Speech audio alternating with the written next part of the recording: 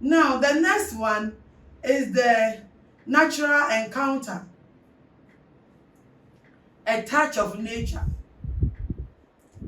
If you are fortunate to have a counseling environment where you have flowers, natural one, or you have trees, we don't usually get them here.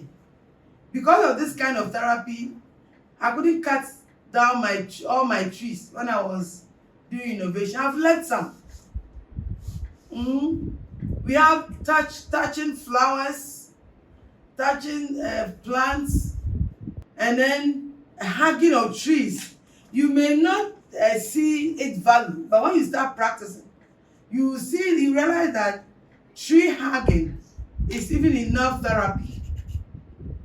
Hugging of trees, touching flowers.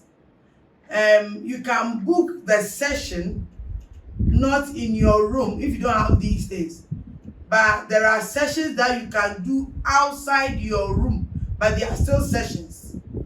So you go to the riverside, but you don't go alone with the client. You can book a session, so possibly the second session, or depending on where you want to implement this form of therapy. Then you go to the scene with your clients. All that we are emphasizing is that we are living or improving on just the sitting in the couch and listening in a confined room and listening to your clients.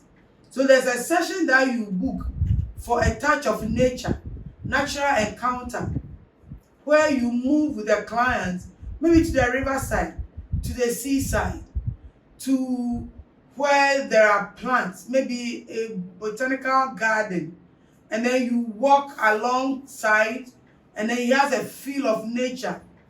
Some of these things, they depend on the client. You even do it barefooted, and the client's feet will touch the ground. I experienced a similar thing when I went to Canada, and we went to a session hub, and these things were there. You just walk around it. At times there are arranged stones. You walk on it with your clients, and still therapy is in session.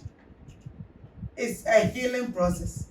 After they've gone through the nature, and then they come out, they are really fine. So they will feel fine, they will talk. And listen, this is not emotional attachment. You are not going to do this holding the client's hand and cuddling. That is not a love walk or intimate walk. It's a therapy action, so you need to know your boundaries. Like I said, it's practiced elsewhere, and it's very fine. I intentionally went there, I experienced it, and you see people walking and experiencing nature. Now there's an island in Toronto downtown called Harbourfront. Now just by that, there's a whole lot of scenery for natural scenes for therapy, and it's so comforting. And Ghana here, we have it. We have the parks and gardens, the botanical gardens. When you walk through Achimota, you see the golf, the grass there and all that. They are all scenes we can book and then go and have the therapy. It's allowed. So it's not something that is going to trigger intimacy.